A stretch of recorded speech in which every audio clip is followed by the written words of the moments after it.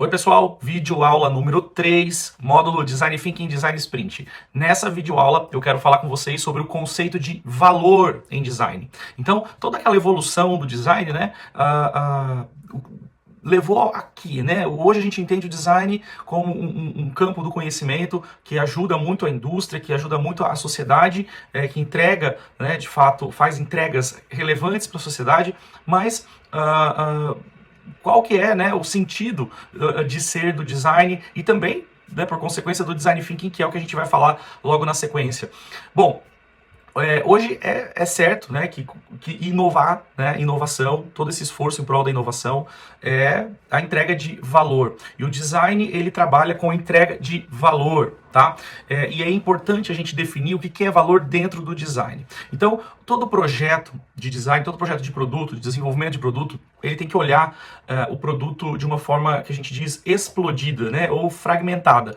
E nos fragmentos do produto, nas partes do produto, pode até ser um serviço, inclusive, né? Quando eu falo produto, estou falando de produtos, bens tangíveis, mas também serviços, né? Então, as partes do produto, a gente dá o nome para essas partes de funcionalidades, né? Então, tem coisa que está ali no produto que o consumidor valoriza muito, e tem coisa que às vezes está no produto e que o consumidor nem se dá conta, tá? Então, quando a gente começa a entender essa curva de valor, ou seja, o que é mais, o que tem mais valor para o cliente de tudo isso que está nesse conjunto que a gente chama de produto. Aí a gente consegue então começar a interferir no projeto de produto e a melhorá-lo e a inovar esse projeto, né? E até mesmo descontinuar funcionalidades que não agreguem valor, tá? E aí eu queria entrar então nessa discussão de valor com vocês, trazendo uma lâmina que é uma provocação, na verdade, e que nos remete a um contexto mais macro, né, que olha mais para a nossa economia, né, e para o nosso dilema brasileiro. Então, se a gente olhar para as commodities hoje, que são produtos de baixo valor agregado, ou seja, aqueles produtos que a gente tem em abundância, teoricamente, mas que não passam por transformações, por adição de conhecimento tão complexas ou substanciais a ponto de se transformar em outra coisa completamente diferente. Então, se a gente olhar para as commodities, e especificamente aqui no caso do nosso exemplo para o café, a gente vai ver que o café que a gente exporta hoje para a Holanda, né, o café a saca, né, o café a granel, enfim, o café ali recém-colhido, ele tem um valor muito inferior do que o café que vem em cápsula, né? E os dois são cafés, essencialmente os dois são cafés, tá? E os porquês disso eu não preciso nem explorar muito, isso é muito óbvio.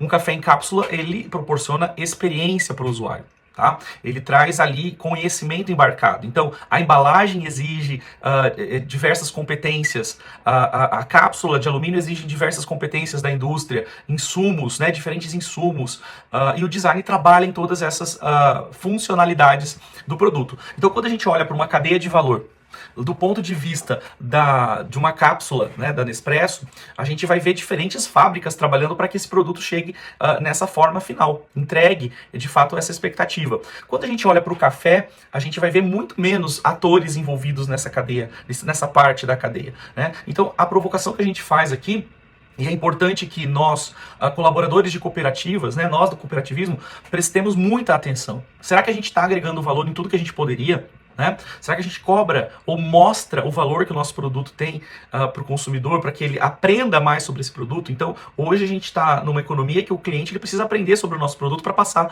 a consumi-lo e tirar melhor proveito dele, né?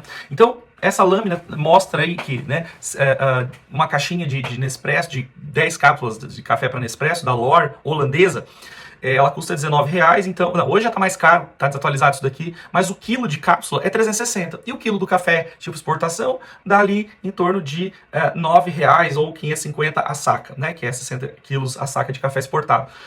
Beleza? Então, valor é isso, valor é quando eu adiciono conhecimento, técnica, para que isso se transforme em algo que a sociedade ou um determinado segmento do mercado deseje, queira, né, que isso vá ao encontro do desejo das pessoas.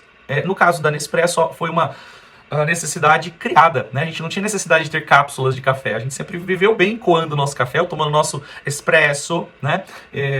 Nas cafeterias por aí, nos cafés, enfim. Mas depois que a máquina veio, eu tenho um amigo que inclusive comprou a máquina porque ele gosta de tecnologia, ele nem é fã de café, para ver o que a tecnologia ou o produto, né? A atração que o produto cria faz na cabeça das pessoas.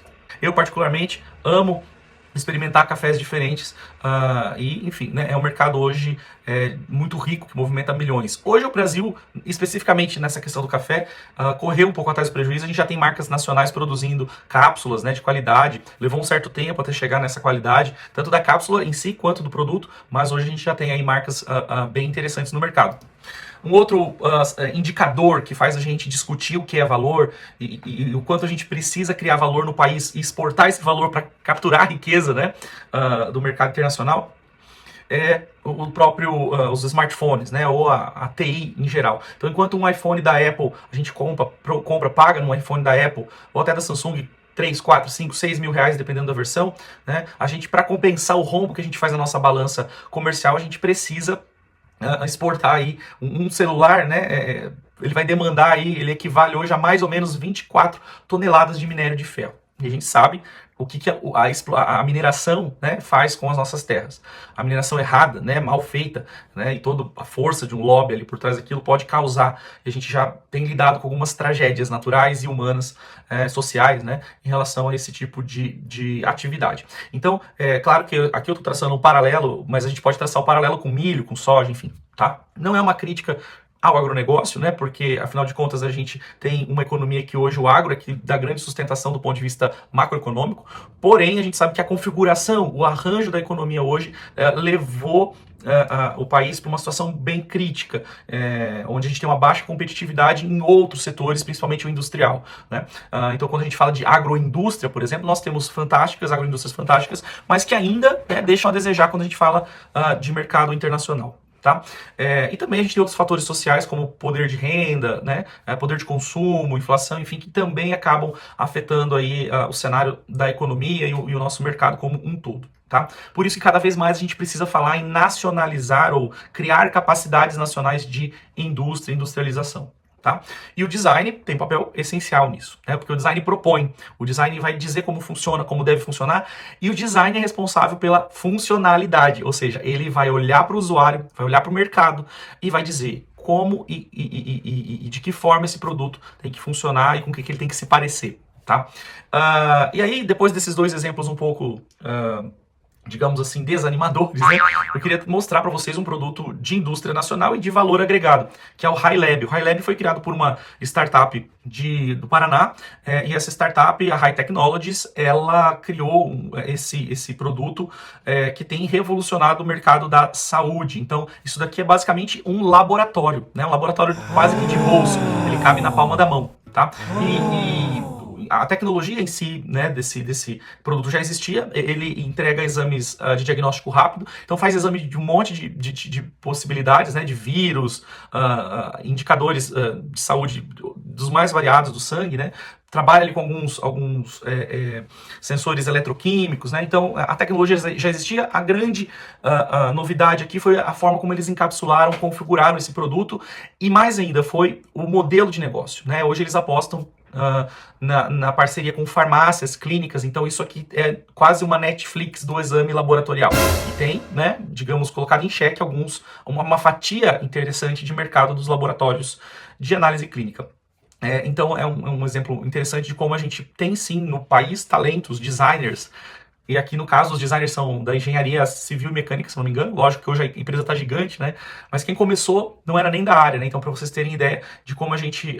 todo mundo pode empreender e ter ideias, desde que a gente vá atrás dos talentos e das competências coerentes com a ideia que a gente teve. Tá? Então fica um exemplo para vocês darem uma olhadinha depois. Tem um vídeo do HiLab lá no nosso material. Um outro exemplo que eu gosto de dar é dos escritórios de contabilidade, né? Então a gente tem uma ideia de escritório de contabilidade daquele lugar, né? Um monte de gente com a cabeça baixa, trabalhando, lançando nota, tirando, emitindo guia, ligando para cliente. E hoje a gente já tem contabilidade online, onde você paga uma pequena mensalidade e faz quase que praticamente tudo sozinho, né? Self-service da contabilidade. Então, a digitalização proporcionou o redesenho, né? A atualização de muitos negócios tradicionais. E quem está insistindo no tradicional acaba, né, sofrendo aí com a diminuição, né, do seu mercado, tá? Algo que tem se conformado, que tem levado a isso, é a mudança do mercado em si, né? Por conta da tecnologia, o comportamento do consumidor também tem mudado. Então, aqueles antigos 4Ps do marketing, né, do Kotler, preço, praça, produto, promoção, um mix de marketing, né, hoje eles já não são por si suficientes para a gente pensar um negócio, um modelo de negócio. A gente tem que olhar para novas dimensões, dimensões mais ampliadas, tá? Essa explicação vocês encontram lá na apostila de vocês, no material que já está postado. Mas basicamente, para a gente aproveitar o que está na tela, né, em vez de falar preço, eu falo em valor. Em vez de falar em praça, eu falo em acesso. Como é que eu faço para o meu cliente chegar até mim? Eu estou onde meu cliente está, né? Solução, não falo mais em produto. Por quê? Porque a solução significa que eu adiciono serviços, né? Adiciono experiência ao produto e, de fato, resolvo o problema do cliente. De fato, resolvo a necessidade do usuário. E também não falo mais em propaganda ou promoção. Falo em educação. Quanto mais o meu cliente estiver educado, mais ele vai divulgar o meu produto de graça para mim e mais fiel ele vai ser porque ele vai saber usar o meu produto, né? Então não é só empurrar mais produto. Hoje a gente tem a missão de educar o cliente para que ele consiga mensurar o sucesso dele a partir do consumo do meu produto. Então, na cooperativa, isso é imprescindível, tá? O cliente precisa mensurar o valor que ele extrai do cooperativismo ou como cliente final da cooperativa também, tá certo? Então é importante a gente entender que essas dimensões foram ampliadas. Isso tem acontecido em diversos setores, né? Então até aqui eu trago um caso da Michelin, que vendia pneu, hoje ela não vende, no ramo de mineração, por exemplo, ela não vende mais o pneu. Você paga o pneu por assinatura, né? Paga uma mensalidade e paga por tonelada e quilômetros rodados, né? O tanto que se transportou de minério, então o peso, e quilômetro rodado. E você não se preocupa mais em trocar, fazer manutenção do pneu. Isso ela faz com um monte de chip que ela tem dentro do pneu, porque são pneus de 40 mil euros, né, caríssimos, de alto valor agregado, são pneus bem diferentes de carro, né, que são commodities. Eles monitoram à distância os pneus e quando é hora de trocar ou de fazer manutenção, eles fazem para as mineradoras. Então, a mineradora também se livrou de uma dor de cabeça aí, que era ter funcionário para manutenção, fazer compra, cotação de pneu para essas máquinas. Então, é um serviço, né? Então, o que a gente chama de produto como serviço. Então, o design passa também a olhar para negócios tradicionais e a repensar esses negócios por conta da pressão de mercado, por conta do comportamento do consumidor, do imperativo da sustentabilidade. A gente sabe que a gente está no gargalo em vários pontos, né, nesse sentido da sustentabilidade, do meio ambiente. Então, vários negócios estão se remodelando.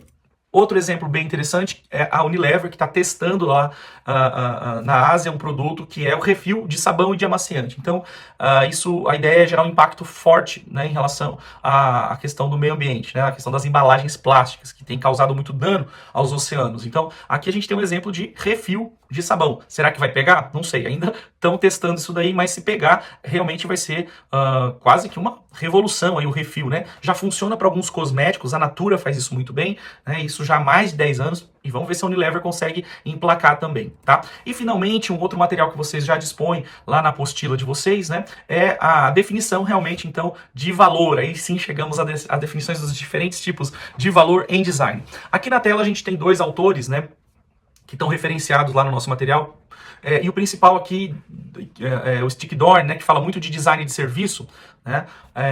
E o design de serviço nada mais é que pensar a experiência, pensar em como o usuário interage com a empresa pelos diferentes canais, tá? E como ele interage com o produto também, tá? Então ele traz pra gente, né, um grande conceito que ele chama de desejabilidade. Quando a gente foca no usuário, pensa no universo do usuário, a gente tem que pensar em desejabilidade. E para ele, o cliente desejar o produto significa a gente conseguir entregar 3 tipos de valor, tá? O primeiro tipo de valor é a usabilidade, ou seja, o quão fácil é para o usuário interagir e aprender sobre o serviço ou sobre o produto.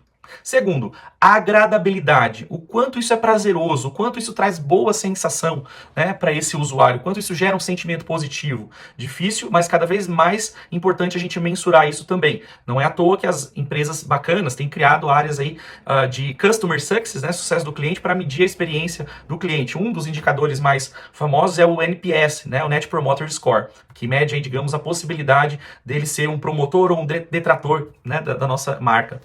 E temos um último valor que compõe aí a desejabilidade, que é a utilidade, né? Voltando à primeira videoaula, a gente tem forma e função. Então, utilidade quer dizer o que isso de fato oferece mecanicamente, né, que dá para mensurar, né, qual é o número que isso gera para o cliente. Então, do ponto de vista funcional, o que a minha solução permite ele fazer. Então, não é o como eu uso ou como eu aprendo, mas é o que eu extraio, né, de valor, de benefício, ao utilizar este produto, esta solução. Então imaginem uma câmera de ré, instalei uma câmera de ré no meu carro. Eu consigo extrair valor dessa câmera de ré? Ela é uma funcionalidade, é uma partezinha do meu veículo. Quando eu insiro isso no meu produto, o que eu consigo extrair de valor disso? Né? Sei lá, vou reduzir em quantos por cento os acidentes, vou aumentar, né, a velocidade de estacionar o meu veículo, né, em quantos por cento. Né? Então, eu preciso ter indicadores para começar a medir essas funcionalidades. Então, quando a gente pensa numa inovação de produto, é importante também que a gente aprenda a medir esse valor. Tá certo?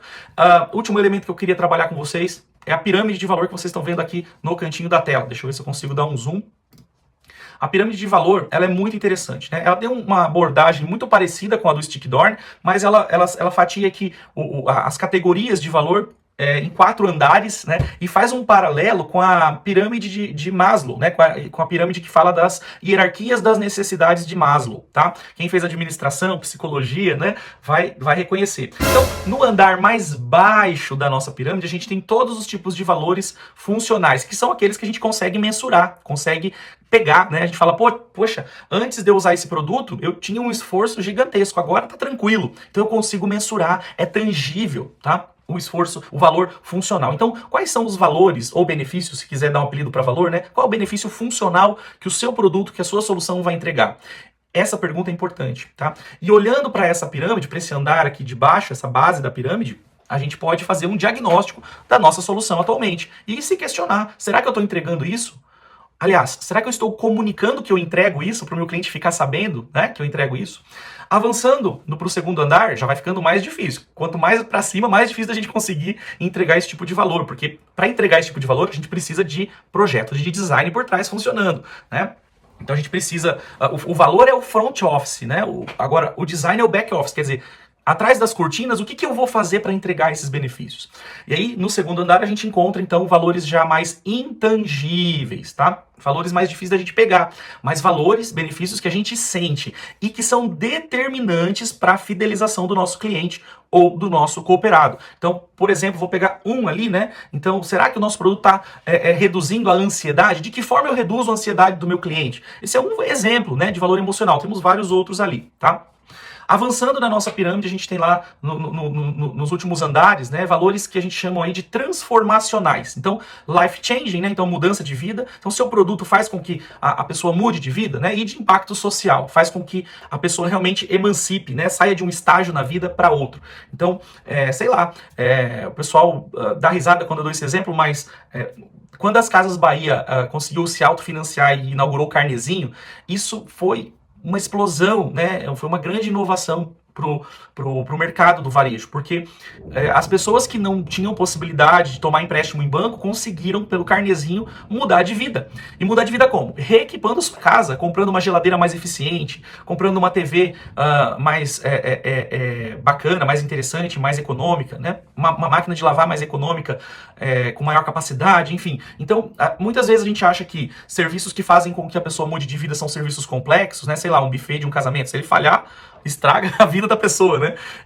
Mas existem serviços, por exemplo, na medicina, né, terapêuticas, que realmente, uma terapêutica que ajuda a curar uma doença, né, é transformacional, tem um valor muito forte. Mas às vezes coisas simples também podem ajudar a pessoa a mudar de vida. Então não quer dizer que eu ajudo a pessoa a mudar de vida da noite para o dia. Mas o meu negócio sendo consumido ou utilizado de forma contínua pode sim levar ele a mudar de vida, tá certo? Então, gente, era isso que tinha, né? Queria falar com vocês nessa videoaula sobre conceito de valor, tá? Explorem esse material que está lá na apostila, vocês têm acesso também aos slides e pensem essas categorias de valor para a solução que vocês vão desenvolver aqui nesse módulo, tá certo? Um grande abraço para vocês e até mais!